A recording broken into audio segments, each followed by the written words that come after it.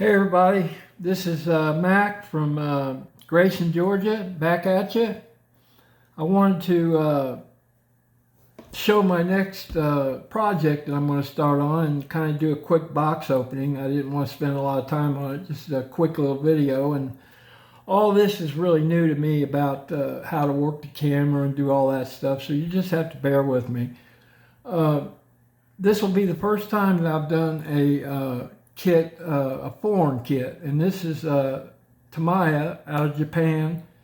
And so far, I am just really impressed at the quality of these models. They're way above what we do here in this country. This is the 2014 Repsol Honda RC213V. Mark Marquez is the rider, and he's a 20-year-old little kid, and I mean, he's just awesome. Fearless, I guess. But these bikes are engineered, they're prototypes, state-of-the-art. There's like millions of dollars goes into these things. These are not something that you could go to Honda and say, get me a Repsol Honda, unless you are very rich. But anyway, I just want to do this quick box opening and see what it looks like. So here we go. Right off the bat, of course, we got the instructions. They have the paint requirements. Fortunately, they do have an English section. So they go into the masking of the cowls and the demarcation taping, and I'll talk about that later. But this is the engine, and it just goes on and on. It explains the tape and, you know, basic instructions, but they really look so detailed. They look way different than the ones I'm used to looking at. So that's that. And here's this. I really like these things. They put these in there, and they are a short story about the bike and the rider, and like a history of what all it's done in the last few years. And really, it's amazing what this kid has done. It's let me see, 2014 season of MotoGP class. That's the pinnacle of the road racing world champion Grand Prix circuit. And it goes into detail about that. And I think that's kind of cool that they have that in there. The boxes are, as you'll notice, they're lower. The artwork is just really nice. It's shiny. The boxes are lower and bigger, and I think that's better. Let's see what we got here. Nice fat tires. Have to remove that little seam. Some screws, a little hardware. And here we go. Look at the detail on that. That's the cowling. I think that's how you say it, C-O-W-L. It's beautiful. Here's some more cowling right here. It's all stapled together real neatly. The quality is just above and beyond what we have here. Look at this, is the engine, the wheels, pipes, and I'm going to be doing a lot of work on this stuff. It's to make them look real. I'll have to make them look burnt, you know, and there's just a lot goes into it, but it's really showing me a lot of detail. This, I noticed they've molded these parts in kind of a silverish gray or something. I think that's because this is going to be the frame and the swing bar, fender, some different things there. But I think they do that because of the final color. They might not have the problem with ghosting through the paint. But anyway, I'm still going to have to sand everything and wash it in Dawn soap. Get all the molding, that whatever it is they put on it to keep it from sticking to the molds. Wash all that off, sand it, prime it, paint it.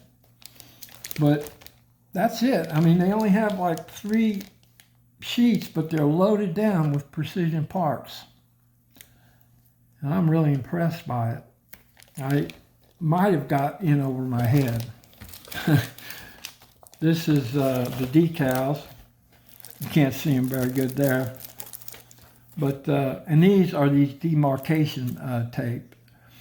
You have to cut these all out and individually and place them on certain parts of the bike so you can get these different colors. You know, you have your lines. So you have the demarcation tape.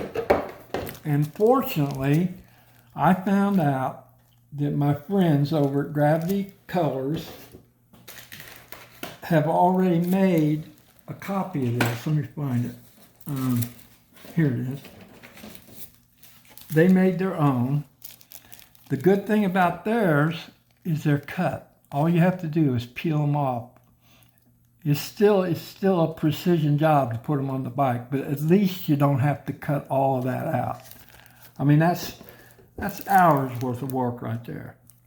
So if anybody wants my demarcation tape, just get a hold of me. MacMcNeve at Comcast.net, and they're yours. So that's one good thing that Gravity did. Not to mention the great paints that they have for the bike, which I'll get into that in a minute. I'm going to put all this out of the way.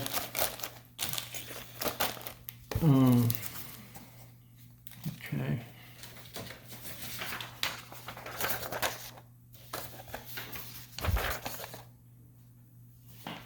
It's a very, very nice kit.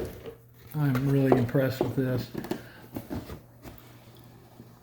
And I'm a beginner. You know, I've been a machinist all my life, but I didn't know what to do with myself, and I thought maybe I could build models or do something like that and keep myself busy. But I really am a beginner.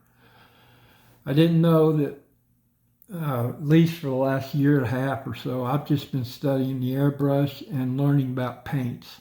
There's so much to know. Acrylics, lacquers, lacquer-based paints, enamels, urethanes. A lot to learn, and I've been doing that mostly just that for the last year and a half. So let me show you. I guess let me get this out of the way. Gravity makes wonderful paints. I've tried several kinds, and this by far has been the best. These are lacquer-based paints. This is Repsol Fluorescent Orange, and this is Repsol Fluorescent Red.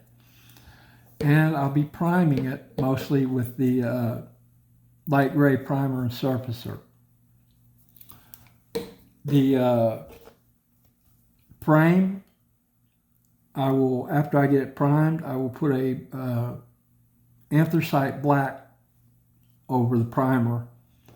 And then after that, I'll clear coat it because I want it to be as shiny and as slick as possible, because I'm going to put what Tamiya recommended you use is this rattle can, I call it. It says right on the can that TS14 black undercoat is required for best results. So you put a black undercoat under it, the anthracite black, then you mist until it looks like aluminum, and it'll look like an aluminum frame when it's done.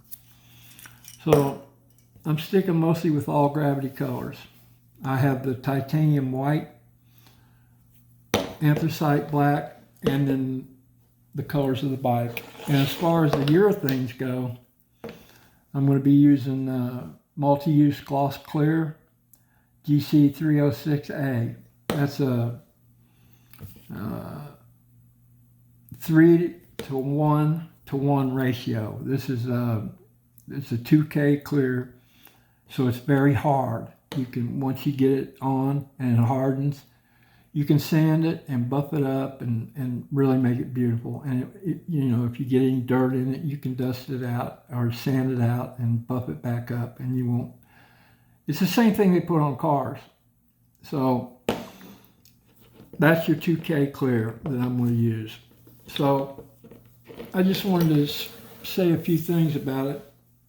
I used the I had a different air gun, a more expensive one, a real fancy, and it had the button here. But I have big hands, and I really like this gun. You can put the pot on the right or the left, and it's not in your sight that you're shooting.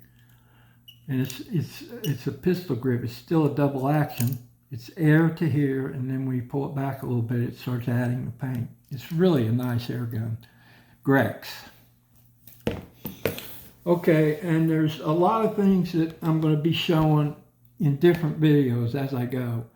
That there's, I don't have time to talk about right now, but like for instance, the chain. I got this chain from, I think it was Spain. It's Top Studio in Spain. And there's almost over 200 parts to this chain, little pins and everything. And once you get the chain built, it is an actual metal chain. And it looks totally original. And I bought some other parts. This is a CNC machined shift linkage.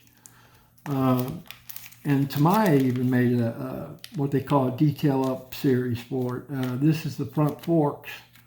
You have metal, brass. You have that metal look. You have powder coated springs. And then some of it needs to be painted.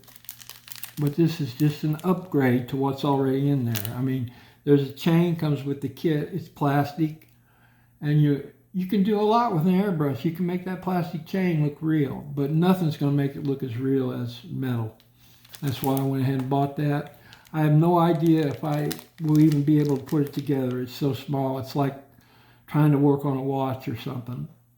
And I'm a shaky old man, but I really enjoy trying to make things, and we'll give it the best I got. So for right now, that's it. I'll get back with you on my first video and show you how we're going. And talk to you later. Bye.